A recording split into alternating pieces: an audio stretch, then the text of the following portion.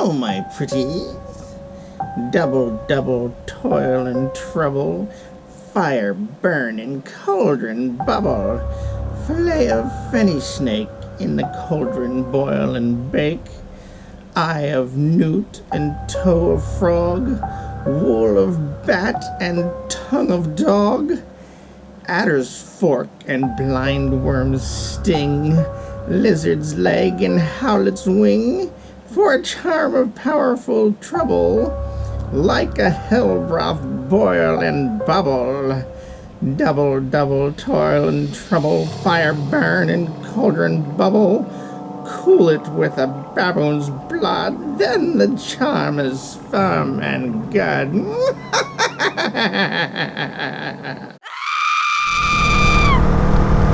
So what do you think of that introduction? Hope it was a little spooky for you. Something I was working on. Hope you enjoyed it. This is going to be the Halloween special. And I happen to know of an old haunted area. Now it's a little bit different than when I was a kid growing up around here. But I want to take you by it.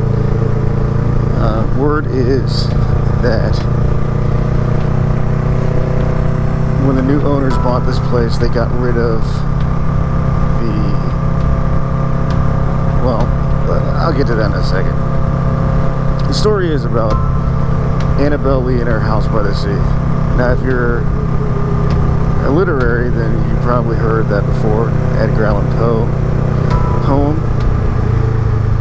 But there really was an Annabelle Lee, although that wasn't really her name. That's what we called her in high school. Well, really, we didn't call her that because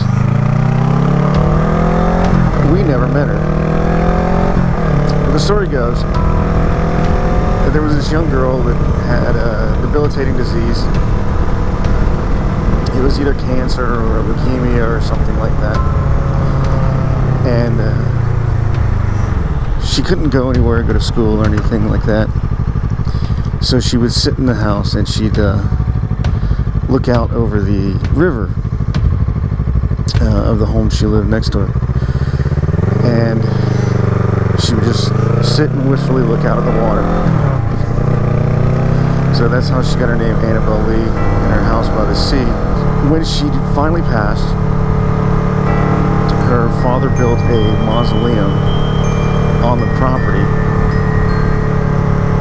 that was anyways, it would overlook the property. And no, it wouldn't overlook the property. The property overlooked the river, which we were riding down now. Although I don't know, but you can see it at night.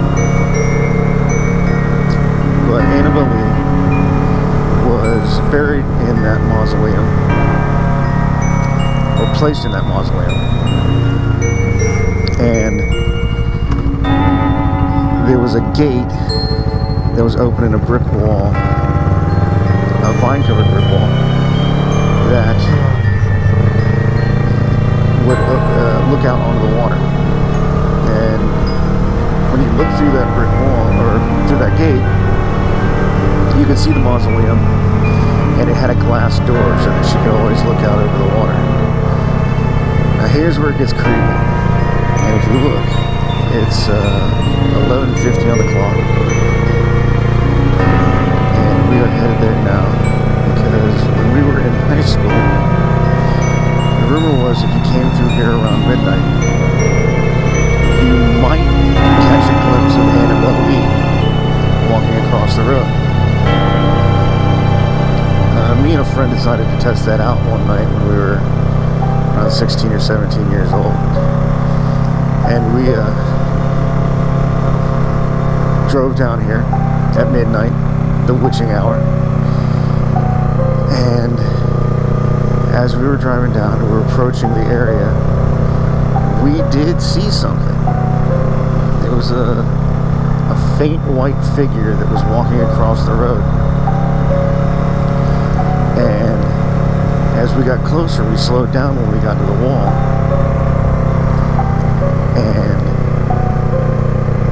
looked through the gate and towards the mausoleum. It was a very small mausoleum, pretty ornate,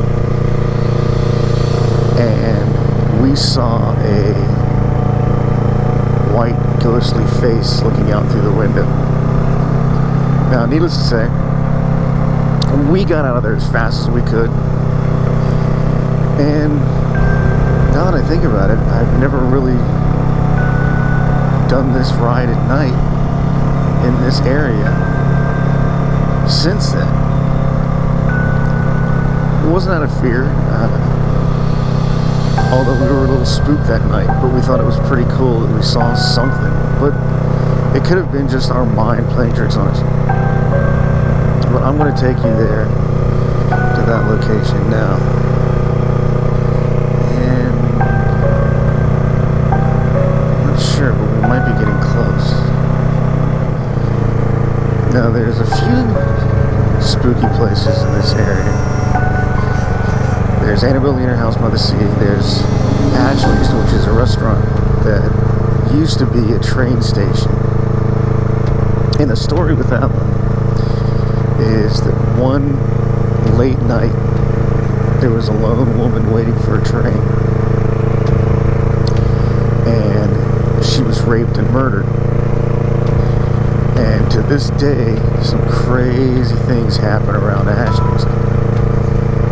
My sister worked there as a waitress for a brief time when she was a kid. And the story she told was that she went to the bathroom at the end of her shift one night.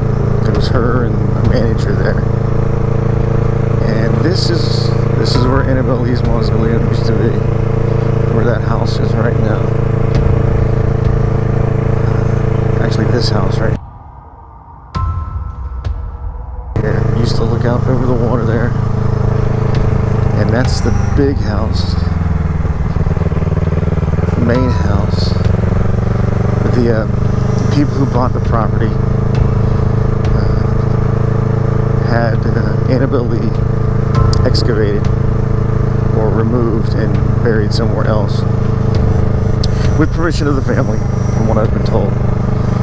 And they sold the property so they could make a profit off of it and build houses on it. Anyways, back to Ashley's. So, the story she had, she went to the bathroom late one night, and while she was in the stall, she heard a woman come in, and she was crying.